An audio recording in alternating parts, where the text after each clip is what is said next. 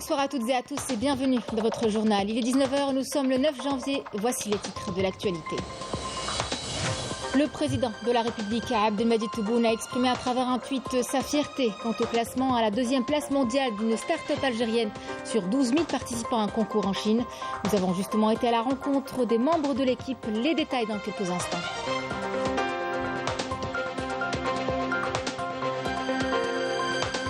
Visite de travail et d'inspection du ministre de l'Intérieur, des collectivités locales et de l'aménagement du territoire dans la wilaya d'El Nia, région qui dispose de tous les atouts pour devenir leader dans le secteur de l'agriculture.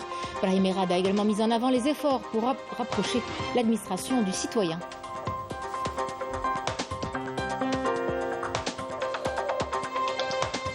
Le Maroc Gate n'a pas fini de faire parler de lui. Dans une enquête publiée, un journal français épingle plusieurs personnalités de haut rang et eurodéputés soudoyés par le Merzen. Un Merzen qui a adopté une politique hasardeuse au détriment des intérêts du pays. Au Maroc, les manifestations se poursuivent. CHAN 2022, nous ne sommes plus qu'à 4 jours du début du tournoi. Les villes sélectionnées sont prêtes à accueillir les rencontres. Celle d'Oran compte recevoir ses visiteurs à bras ouverts. Une virée est plus que jamais recommandée pour y découvrir son artisanat. C'est un tournoi continental dont le principal enjeu est aussi de promouvoir le football africain. Mesdames et messieurs, bienvenue à vous. Dans un tweet, le président de la République, Abdelmadjid Tebboune, a exprimé sa fierté quant au classement à la deuxième place mondiale d'une start-up algérienne. À la jeunesse de la start-up Farm EA, je vous félicite pour la deuxième place mondiale sur 12 000 participants à un concours en Chine. Je suis fier de vous et c'est la nouvelle Algérie à laquelle nous aspirons et des jeunes comme vous y parviendront. Que Dieu vous protège et vous guide sur votre chemin, a écrit le président de la République. Farm EA s'est donc distingué après avoir décroché la deuxième place lors de la finale du concours mondial Tech for Good. L'équipe a présenté devant un jury international un projet qui consiste en un système de détection précoce de la rouille affectant les champs de blé. Et cela grâce à l'intelligence artificielle et à l'usage de drones. Une solution qui ferait face aux problèmes des agriculteurs. Notre journaliste Alaf Hamouche est allé à la rencontre des membres de l'équipe. Regardez. We are moving to our next team, 7G from Algeria, Project Farm AI. Ils l'ont fait. La start-up Farm AI, spécialisée dans le développement de solutions pour l'agriculture basées sur l'intelligence artificielle, a réussi le formidable exploit de décrocher la deuxième place dans le concours mondial Tech for Good. Nous avons rencontré 3 d'entre eux, des jeunes animés d'une grande ambition, pleinement conscients des enjeux et des défis de l'heure dans l'un des plus importants, celui de la sécurité alimentaire. C'est un énorme plaisir d'avoir participé déjà à cette compétition et c'est une fierté immense de représenter notre pays. Effectivement, le secteur de l'agriculture en Algérie représente un énorme secteur. Nous avons donc décidé de contribuer ou d'essayer d'aider au développement et à l'amélioration de ce secteur pour remédier à une maladie qui engendre de grandes pertes dans le domaine. Notre solution, c'est de programmer un drone basé sur l'intelligence artificielle. Ce drone va circuler au niveau du champ de blé, prendre des photos. Après ces photos qui sont traitées d'un modèle d'intelligence artificielle. En effet, la start-up algérienne a présenté devant un jury international un projet entrant dans le cadre de l'autonomisation de l'agriculture grâce à l'intelligence artificielle, qui consiste en un système de détection précoce de la rouille affectant les champs de blé. Tout cela grâce à des drones, un gain de temps, d'efforts et surtout d'argent. Donc on a prouvé qu'on a des talents algériens et grâce à la contribution et l'accompagnement de notre société pour aider ces étudiants avec l'infrastructure et pour la transformation digitale en utilisant bien sûr l'intelligence artificielle, on a arrivé à réaliser un projet très très très innovant. Donc on était vraiment honorés de recevoir la félicitation de notre président, M. Abdelmadjid Tebboune. Donc ça va nous pousser bien sûr pour continuer à travailler. Inch'Allah, on va remporter le deuxième prix et on va gagner ce financement à travers cette start-up Farm AI. Et Inch'Allah, on va, honorer l'Algérie encore une fois. Et ce n'est pas fini pour nos lauréats. Farm AI prendra part en février prochain à une nouvelle compétition pour cette fois tenter de remporter un sponsoring de $100 000. On le leur souhaite. Le président du Conseil de la Nation, Salah Goudil, a présidé aujourd'hui une séance plénière consacrée à la présentation et au débat du projet de loi relatif à la prévention et à la lutte contre le blanchiment d'argent et le financement du terrorisme, en présence de la ministre chargée des relations avec le Parlement, Besma Azouar. La séance plénière a été entamée par la validation du statut de Mohamed Atta Balal en qualité de nouveau membre du tiers présidentiel après approbation par les membres du Conseil. Dans son intervention devant les membres du Conseil de la Nation, le ministre de la Justice Abdelrachid Tebbi a précisé que le texte de loi revêt un caractère préventif et non coercitif, notamment concernant l'action associative puisqu'il est basé sur l'accompagnement que sur le contrôle. Le ministre de la Justice a ajouté que cette loi s'inscrit dans le cadre de l'adaptation du système juridique aux traités et conventions ratifiés par l'Algérie concernant la lutte contre la corruption et le blanchiment d'argent et le financement du terrorisme. En préparation de la 17e session de la conférence de l'Union des assemblées des États membres de l'OCI, l'Organisation de la coopération islamique abritera l'Algérie les 29 et 30 janvier prochains sous le haut patronage du président de la République Abdelmadjid Tebboune, sous le slogan « Le monde islamique, défi de modernité et de développement ». Le président de l'Assemblée populaire nationale a présidé une rencontre sur la coordination avec les représentants des médias nationaux. Brahim Bourali les a appelés à garantir une couverture médiatique remarquable de cette conférence et à contribuer à transmettre ses recommandations et ses conclusions aux pays islamiques. Le président de l'APN a également affirmé que l'Algérie s'apprête à organiser cet événement diplomatique et parlementaire important qui consacre son rôle pivot et son retour en force sur la scène africaine, arabe, islamique, notamment après son organisation réussie du dernier sommet arabe. En application des instructions du président de la République qui veille à accorder aux wilayas nouvellement créées la priorité, Brahim Erad, le ministre de l'Intérieur, des collectivités locales et de l'aménagement du territoire, est en visite de travail d'inspection dans la wilaya d'El Mnia, une région qui dispose de tous les atouts pour devenir leader dans le secteur de l'agriculture, un secteur stratégique et créateur de richesses. Le ministre a également mis en avant les efforts consentis par le gouvernement pour rapprocher l'administration du citoyen. ML Silidir. El Mnia, wilaya fraîchement créée et à vocation principalement agro-pastorale, dispose d'un énorme potentiel et d'importantes capacités qui lui ouvrent la voie à un véritable développement local. Elle recense une superficie arable de près de 265 000 hectares, dont près de 49 000 exploités et 382 000 hectares d'aires de pacage. كما كان مسطر راه يمشي على قدم وساق يعني فكت علينا شحال من أزمة يعني أبسطها تقريب الإدارة للمواطن بدينا نشوفوا في بوادر التنمية تظهر للمواطن بصفة عامة من خلال البرامج التنموية تاع سيدي رئيس الجمهورية بإمكاننا باش ننميو احنا البلاد هذه وأساسا الفلاحة وكل. Nous tenons à développer cette wilaya et principalement le secteur agricole. Quand la production est abondante, on remarque une dynamique sur le marché local. Cela permet également de lancer l'industrie de transformation. Notre principal objectif, s'affranchir de la dépendance aux hydrocarbures. Lors de l'inauguration du siège du Trésor public dans la wilaya, le ministre de l'Intérieur, des collectivités locales et de l'aménagement du territoire, Brahim Erad, a réaffirmé la volonté de l'État d'améliorer le service public.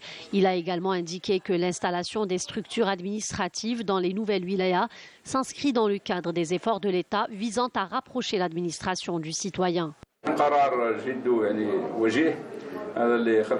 C'est une décision pertinente. Le fait de créer ces wilayas est une preuve concrète que les pouvoirs publics sont à l'écoute des citoyens. C'est aussi une façon de rapprocher l'administration du citoyen.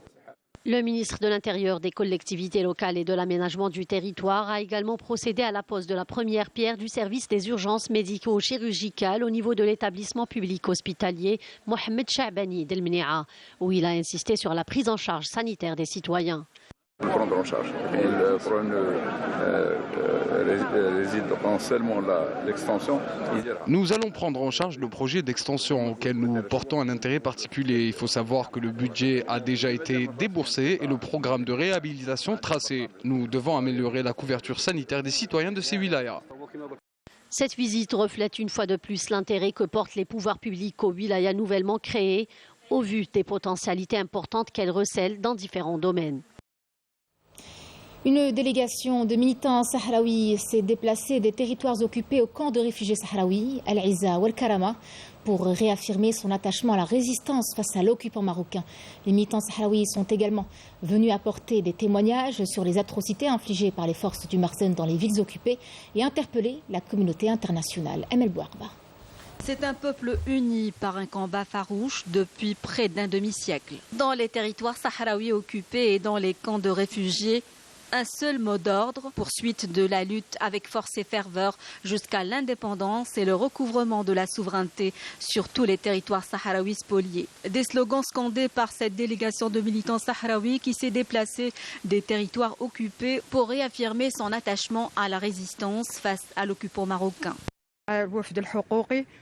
Nous sommes venus témoigner des atrocités et des actes de torture que nous subissons de la part des forces du Marzane dans tous les territoires occupés. C'est une occasion de respirer un peu un air de liberté ici dans les camps de réfugiés. Nous avons marché à pied jusqu'ici pour exprimer notre attachement au combat pour la liberté, défendre la souveraineté de notre pays et hisser haut le drapeau de la République arabe sahraoui démocratique.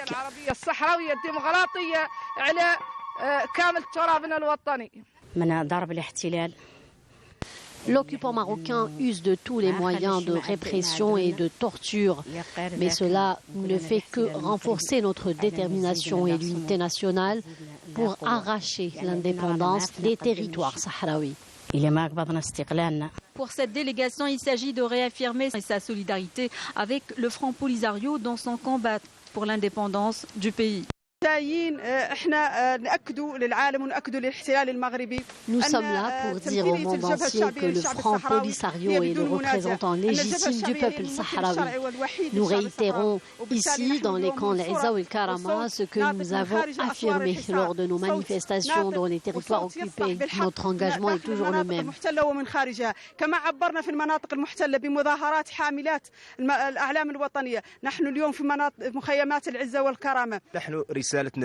Notre message à l'adresse de l'occupant marocain, c'est que nous poursuivrons le combat jusqu'au recouvrement de la souveraineté sur tous les territoires sahraouis. J'appelle aussi la communauté internationale à plus de solidarité avec la cause sahraoui jusqu'à l'indépendance. Les militants sahraouis ont apporté des témoignages vivant sur les violations gravissimes des droits de l'homme commises par l'occupant marocain dans les villes sahraouis occupées.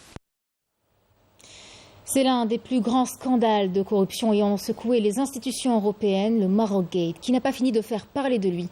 Dans une enquête publiée, le journal français L'Humanité épingle plusieurs personnalités de haut rang et eurodéputés soudoyés par le Marzane en contrepartie de leur silence sur la situation des droits de l'homme, notamment sur la question du Sahara occidental. Emel Bouarba. Le Marokgate, ce retentissant scandale de corruption au sein du Parlement européen qui a éclaboussé le Marzane, continue de faire parler de lui. Dans une enquête qui vient d'être publiée, le journal français L'Humanité revient sur la politique d'influence que déploie Rabat au cœur des institutions européennes, avec un mode opératoire consistant à soudoyer des eurodéputés en contrepartie de leur alignement sur les intérêts du régime du Marzane. Le journal L'Humanité, qui en est au deuxième volet de son enquête sur le Marokgate, a épinglé plusieurs personnalités françaises qualifiées comme étant des cibles privilégiées du lobbying du Marzane. Selon l'enquête, l'ex-eurodéputé italien Pier Antonio Panzeri aurait été relié de longue date au service secret marocain par l'entremise de Abdelrahim Atmoun, actuel ambassadeur du Maroc en Pologne. Celui-ci est présenté dans les auditions des enquêteurs belges comme un pourvoyeur de cadeaux aux allures de contrepartie de l'alignement de certains élus sur les positions défendues par le Maroc, en particulier sur le dossier du Sahara occidental. L'enquête évoque aussi l'implication probable d'élus français et autres personnalités de haut rang à Bruxelles qui auraient obtenu des cadeaux, selon l'aveu même de certains anciens eurodéputés. Il est question aussi de l'existence d'un club très actif d'eurodéputés toujours prêts à défendre les intérêts de Rabat. C'est le cas de l'ex-eurodéputé socialiste français Gilles Pargneaux, qui fut président du groupe d'amitié Union européenne-Maroc, visiteur assidu du royaume, couvert de décorations par le palais et qui s'est reconverti dans le lobbying, rapporte encore l'enquête. Inflexible détracteur du droit à l'autodétermination du peuple sahraoui, pourtant inscrit dans le droit international, L'ancien eurodéputé fut l'un des plus ardents défenseurs de l'accord agricole et de l'accord de pêche annulé par la justice européenne. Autant de preuves qui témoignent de la politique d'influence d'envergure déployée par le Marzen dans les enceintes européennes afin de s'offrir leur bienveillance et acheter leur silence concernant la situation des droits de l'homme et la question sahraoui. Hausse des prix, précarité, corruption et condamnation arbitraire, des conséquences directes de la politique hasardeuse adoptée par le régime du Marzen au détriment des intérêts du pays. Le Marzen qui fait face à l'une des plus importantes vagues de contestation populaire de ces décennies. Les manifestations se succèdent et touchent tous les secteurs. Les Marocains investissent les rues pour dénoncer les injustices dont ils sont victimes. Raouf Hamouche. Le régime du Marzen continue de faire face à des actions de protestation et des manifestations quasi quotidiennes contre la baisse du pouvoir d'achat des Marocains. Face à une corruption gangrénant les hautes sphères de la société et du pouvoir, la plus grande association de défense des droits de l'homme au Maroc, l'MDH, dénonce les jugements préjudiciables rendus à l'encontre des citoyens marocains en tentant de mettre fin à toute forme de lutte et de protestation pacifique pour revendiquer leurs droits et libertés.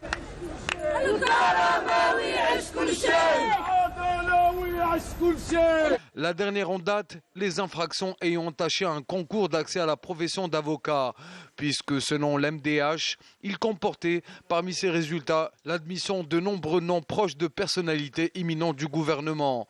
Par conséquent, le bureau central de l'association exige l'ouverture d'une enquête impartiale sur ce scandale et appelle à tenir pour responsables les personnes impliquées, quelle que soit leur qualité et responsabilité officielle et professionnelle. Les juristes de l'association renouvellent leur demande de libération immédiate et inconditionnelle de tous les défenseurs des droits humains, l'abandon des charges retenues contre eux et la libération de tous les détenus politiques, notamment ceux du RIF, les journalistes et blogueurs en détention arbitraire. Sur un autre registre, l'association a renouvelé sa dénonciation de la poursuite de la diversification des formes de normalisation avec l'entité sioniste. La preuve en est la dernière visite d'une délégation d'étudiants sionistes dans la ville d'Agadir en vue d'établir un accord de jumelage entre la ville marocaine et Nécher de la Palestine occupée. Le championnat d'Afrique des Nations arrive à grands pas. Nous ne sommes plus qu'à 4 jours du début du tournoi. Les villes sélectionnées pour ce CHAN sont prêtes à accueillir les différentes rencontres. Celle d'Oran compte recevoir ses visiteurs à bras ouverts. C'est l'une des villes du pays les plus attractives pour le tourisme culturel et culturel. Et une virée est plus que jamais recommandée pour y découvrir son artisanat. Sidi Ahmed Bouraïb. Les drapeaux des nations participantes flottent dans le ciel oranais. Ici, tout est prêt pour accueillir l'événement continental, ainsi que les hôtes de l'Algérie. En plus de mettre tout en œuvre pour faire du séjour de ces invités un souvenir inoubliable, l'occasion est là également pour faire connaître l'héritage et les traditions de la région. En ce qui concerne notre hôtel, nous avons passé l'étape de préparation et nous sommes fin prêts. Côté restauration, nous prévoyons de mettre en valeur nos plats traditionnels. Les délégations seront prises en charge dans les meilleures conditions possibles pour se concentrer seulement sur les matchs. Dans ces ateliers de la Chambre de l'artisanat traditionnel, des œuvres d'art qui représentent la culture algérienne sont conçues. Des créations qui mettront en valeur l'héritage de l'artisanat algérien lors du CHAN. En tant qu'artisans de la wilaya d'Oran, nous sommes prêts pour promouvoir nos habits traditionnels. C'est très important de faire connaître nos traditions, dont nos habits, que ce soit pour les femmes ou pour les hommes. Nous ferons connaître les produits de notre wilaya. Le secteur de l'artisanat participe énormément à la réussite du CHAN dans la wilaya d'Oran.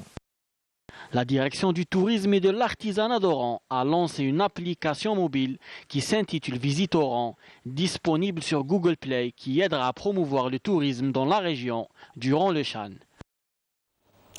Un tournoi continental majeur très attendu et dont le principal enjeu est, vous le verrez, de promouvoir le football africain. D'autant plus que cette fois, 18 nations participeront à cet événement. Mourtal Hamani.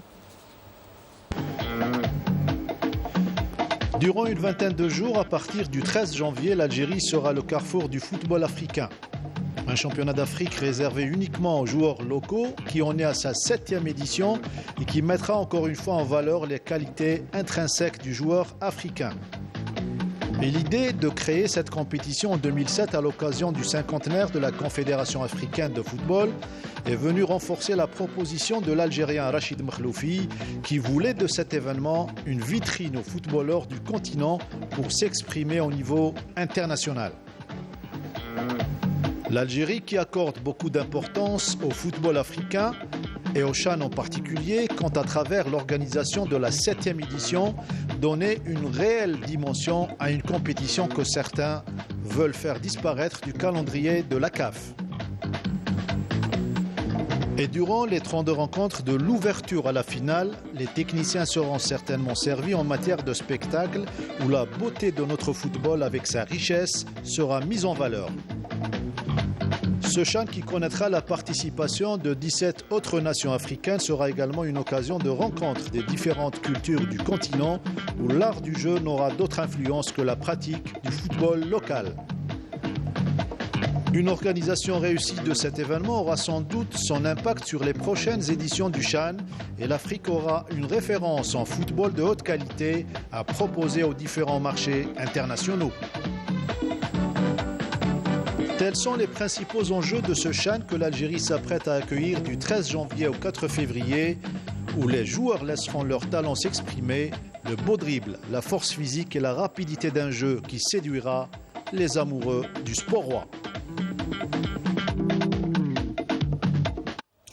Revenons à présent à Al Mnia pour vous parler cette fois des potentialités touristiques qu'offre cette nouvelle wilaya ainsi que les activités proposées par les tours opérateurs dans ce reportage. Il est signé Hicham Daou et Nabila Abada.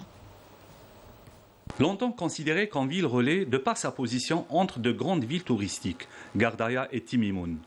El Mnia est désormais une wilaya à part entière. Autre bonne nouvelle et pas des moindres.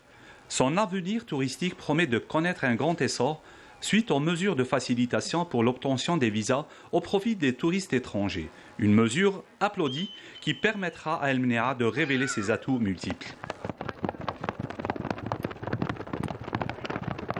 Le Mnia, par exemple, l'atout Ntaha, c'est une oasis parmi les meilleures, si on peut dire même la meilleure, parce qu'avant, il y avait Jeannette, il y avait le Mnia. Le Mnia, il y a les potentialités de la ville. C'est déjà une oasis, on peut faufiler dans les ruelles des jardins, des palmeraies. C'est paradisiaque. Oui. Nous avons le Vieux-Ksar aussi. Vous avez les dunes de sable, vous avez le lac il y a des dizaines d'espèces d'oiseaux qui passent. Et vous avez bien sûr l'un des plus grands ergs de l'Algérie, c'est l'ergue occidental. Des potentialités avérées, conjuguées à un tourisme durable avec des activités adaptées. On propose principalement des voyages à dos de chameau qui prennent pratiquement 8 jours parce qu'il y a beaucoup de clients qui en ont marre d'entendre les bruits des moteurs. C'est vrai. Ils veulent vraiment entendre le silence. Donc, c'est ça. Avec le rythme, le rythme des chameaux, des dromadaires. Située à plus de 800 km au sud de la capitale Alger, El Mnia, la ville aux 100 000 palmiers. Cette imprenable forteresse est prête à baisser sa garde pour accueillir les amoureux du Sahara et des destinations enchanteresses.